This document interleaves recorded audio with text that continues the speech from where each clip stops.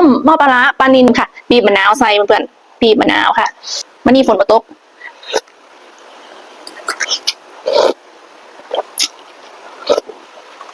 ปลานิลเนี่ยจะจุกๆกัน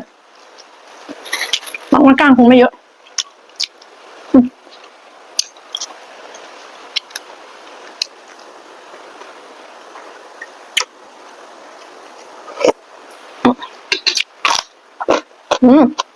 อร่อย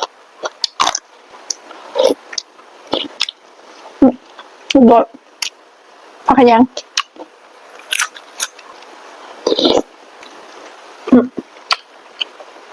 แกง